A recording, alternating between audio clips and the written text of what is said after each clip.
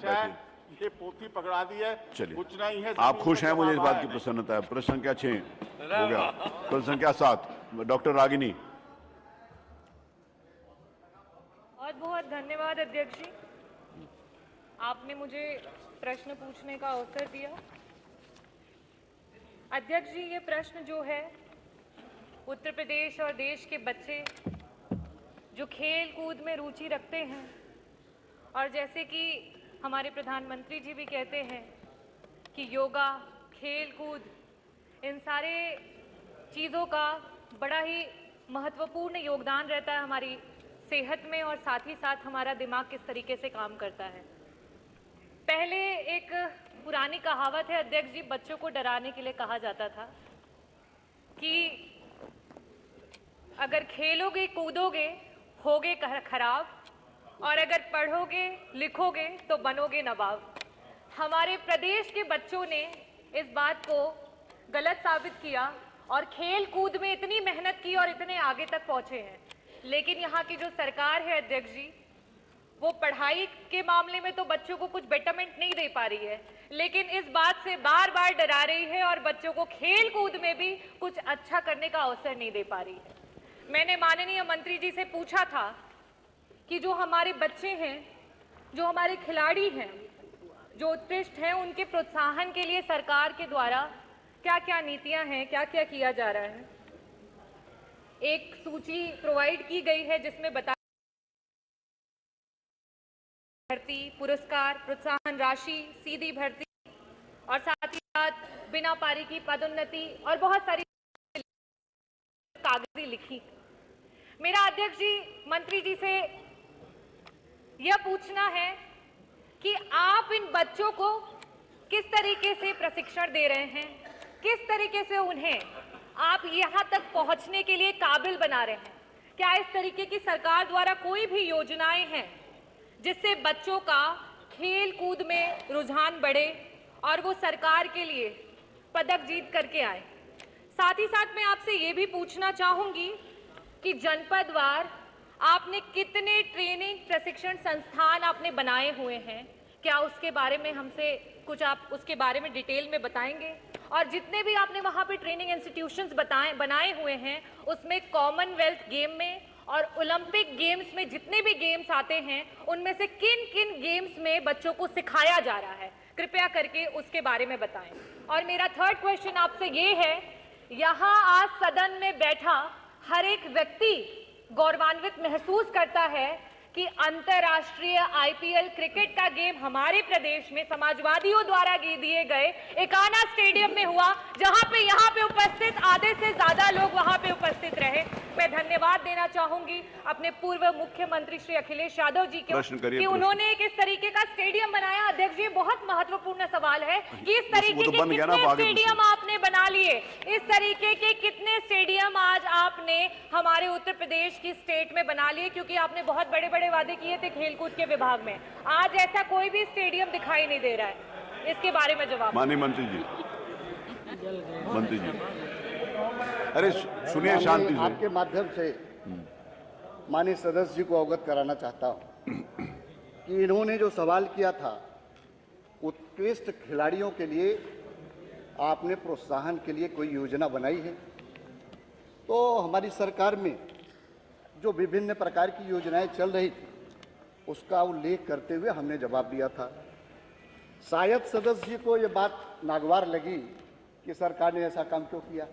मैं इस बात का जिक्र करना चाहता हूं कि उत्तर प्रदेश की सरकार, योगी की सरकार में हमारे जो पदक विजेता खिलाड़ी हुआ करते थे, जबकि इसी देश में पंजाब में, हरियाणा में, राजस्थान में और बिहार में ऐसे पदक विजेता खिलाड़ियों को नौकरी देने का प्राविधान था, लेकिन उत्तर प्रदेश में नहीं था।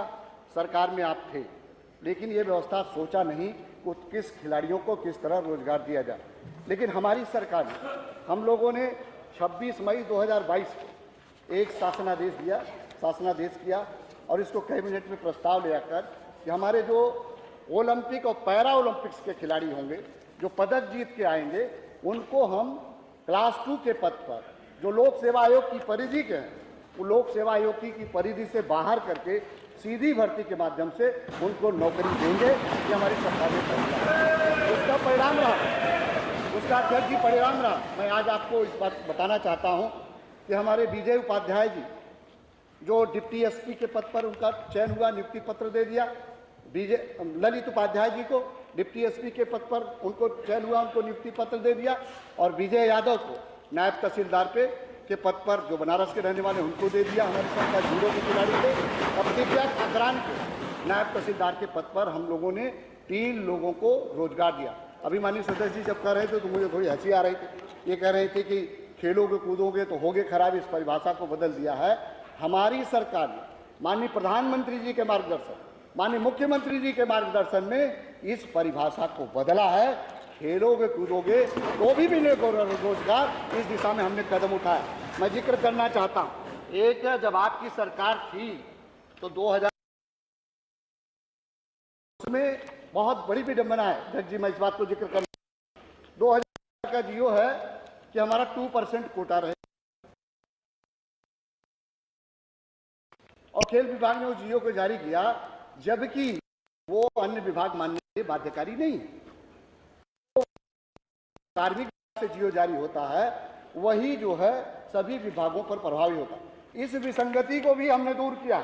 मैं आज इस बात को जिक्र करना चाहता हूं, आपको बताना चाहता हूं कि 7 जनवरी 2022 को हमने शासनादेश जारी किया है कि जो समूह घ के लोग हैं उन पे कार्मिक विभाग से जियो जारी किया कि 2% स्पोर्ट्स का कोटा हो। मुझे आज बताते हुए प्रसन्नता किसकी इस बात की है, इसका परिणाम रहा जियो जारी होने का। हमारे खेल मंत्रालय द्वारा पत्र जारी हुआ कि सभी विभागों में नियुक्तियां भरी जाए, बहुत दिनों से नहीं भरी जा रही हैं।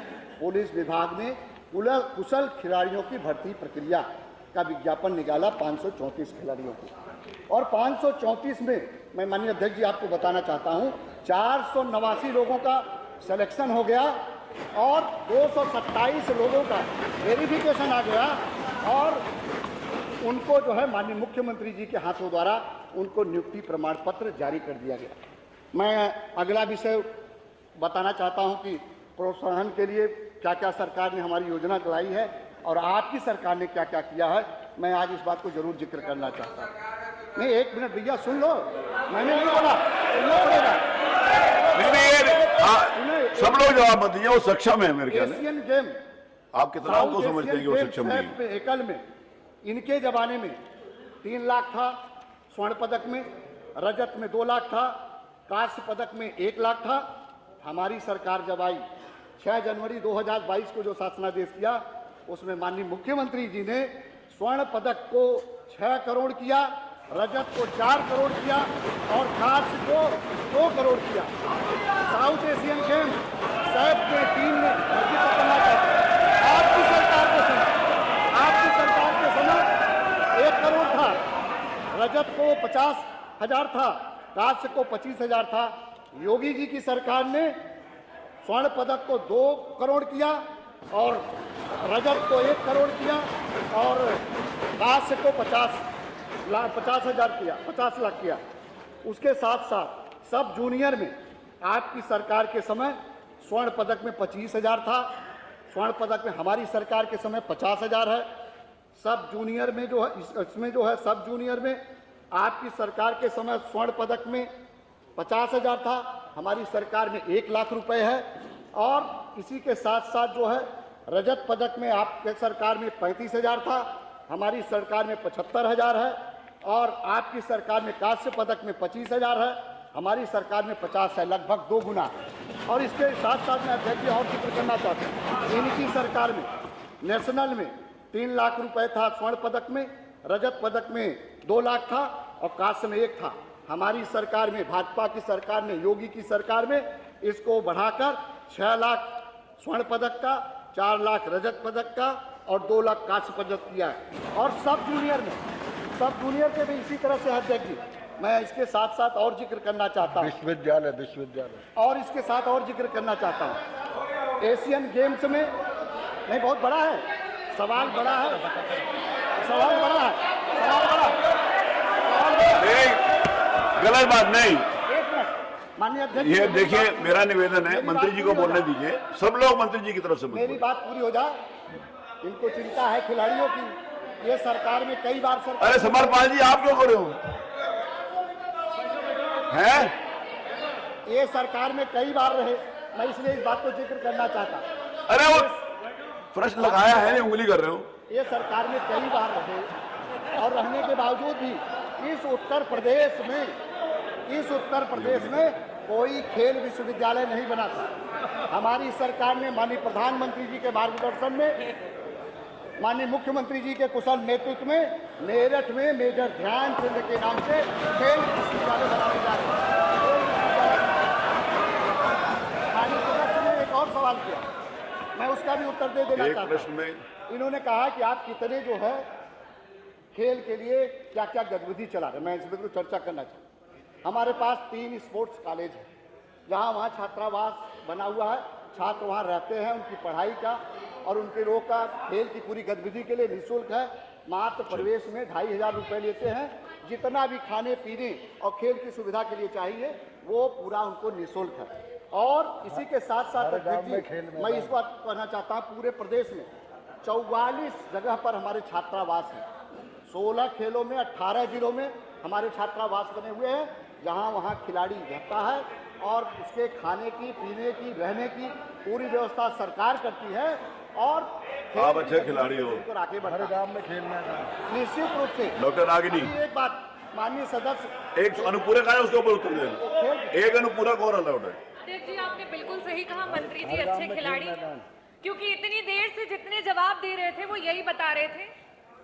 जैसे इतने सालों से होता गया है कि सदन का बजट अगर इस लाख 5,015 करोड़ है, 5,15,000 करोड़ है, तो अगले 1 साल बाद 6,15,000 करोड़ होगा, उसके बाद 6 से 7,15,000 करोड़ होगा, उसके बाद 8,15,000 करोड़ होगा। तो जब साल बढ़ते चले जा रहे हैं तो बजट बढ़ता चला जा रहा है, उसमें आपने उसको इंक्लूड किया। ये एक ऑब्वियस सी, प्रत्यक्ष सी बात है। उसमें आप किस तरीके की वाहवाही लूटना चाहते हैं, किस तरीके की आपका वाहवाही अनुपूरक लूट क्या रहे है? हैं? और साथ ही साथ मेरा अनुपूरक आप ये अनुपूरक है, हैं। अध्यक्ष जी, हाँ। कि मैंने स्टेडियम की बात की थी, इन्होंने इतनी सारी चीजें, कागजी बातें जो लिख के दी वही गिना दी। आप एक भी स्टेडियम मिनट। ऐसा बता दें जो आपने यहाँ पे किया हो। जौनपुर से आते हैं मंत्री जी, वहीं से विधायक हूँ मैं। जौनपुर में बच्चों के लिए, खिलाड़ियों के लिए अगर एक भी ऐसा काम किया हो जो प्रत्यक्ष रूप से जमीनी स्तर पे हो, तो उसको जरा दिखा दें मंत्री जी। माननीय अध्यक्ष जी, मैं जिक्र करना चाहता हूँ पूरे अरे आपस में बातचीत नहीं, आप प्लीज। कह दो भाई, इस तरह सवाल नहीं होता। अब मुझे बताने दो, आप मुझे बताने दो, अरे दो, अब मुझे आप बताने दो, अब मुझे अरे आप एक्साइटेड मत हो, आप एक्साइटेड मत हो। मैंने ये पूछा बताइए, कि प्रश्न आया नहीं, उत्तर दीजिए। गेम में और ओलंपिक गेम में आपको बता दूं, कॉमन जो आपका वेल्थ गेम है उसमें 22 स्पोर्ट्स होते हैं और जो आपका ओलंपिक है उसमें 40 स्पोर्ट्स होते हैं। इन 22 और 40 स्पोर्ट गेम्स में से कितने गेम्स के लिए आप बच्चों को प्रशिक्षित कर रहे हैं और उसके कितने कोच आपने रखे हैं? क्या आपके पास जनपदवार कोई सूची है, कोई इंफॉर्मेशन है इसके बारे में? है, मेरे पास पूरी सूची है वो दे दीजिए, तो आपके पास जो सूची है पहुंचा दीजिए। आपको पढ़ के बता भी दूंगा। अरे सब पढ़ के मत बताइए, आगे भी प्रश्न लेना है। माननीय अध्यक्ष जी, इन्होंने कहा कि एक भी स्टेडियम, अब आप बैठ जाओ भाई, बैठे। आप उत्तर भी सुनो। मैं जिक्र आपसे, आपके माध्यम से मैं माननीय सदस्य जी को बताना चाहता हूं कि पूरे प्रदेश में हमारी सरकार बनने के बाद माननीय मुख्यमंत्री जी ने इस बात को कहा था कि जो जिले अभी मुख्यालय स्तर पर स्टेडियम नहीं बने उन पर जो है सर्वे करके उसकी सूची होनी चाहिए कि कौन कौन जिले से खेल की सुविधा से वंचित है। और उसमें जो है हापुड़, शामली और जो है संभल, चंदौली, 4 जिले ऐसे आए थे। मुख्यालय की बात कर रहा हूँ, आप पहले सुनो तो। अरे सुनिए तो, ये 4 जिलों में जिसमें शामली में बस करो, हमने धन अवमुक्त कर दिया है और चारों पर प्रक्रिया चल रही है, अति शीघ्र हो जाए। और मैं जिक्र करना चाहता हूँ अध्यक्ष जी, आपके माध्यम से इस बात को बताना चाहता हूँ कि अभी मेरे क्या बता, आप दोनों का जिला एक ही है क्या? सरकार ने खेल नीति बनाई, हाँ आप समझ में आए, ये लोग वाहवाही लूट रहे हैं, ये लोग इसीलिए समझ में आए। वाहवाही लूट रहे हैं माननीय अध्यक्ष जी। हमने अभी तक जो खेल विभाग चलता था, खेल विभाग बिना खेल नीति के चलता था। पहली बार उत्तर प्रदेश की सरकार ने खेल नीति बनाई है, खिलाड़ियों के दृष्टि से हर सुविधाओं को ध्यान में रखकर हमने बनाया। और यही नहीं, मैं अध्यक्ष जी इस बात को, अभी हमने उस खेल नीति में इस बात का प्राविधान किया है कि हर विकास खंड स्तर पर हम खेल के मैदान को विकसित करेंगे। ये खेल नीति में प्राविधान है। ये प्राविधान बहुत बढ़िया, बहुत अच्छा। एक छोटा सा जौनपुर का है, एक छोटा सा अध्यक्ष जी, एक छोटा सा जो माननीय विधायक जी, हाँ वो उत्तर आए, जौनपुर का बता रहे हैं, विधायक जी है, जौनपुर का बता रहे हैं आप। इनके विधानसभा में युवा कल्याण विभाग का भटेौरा गांव में स्टेडियम निर्मित है। बहुत बढ़िया।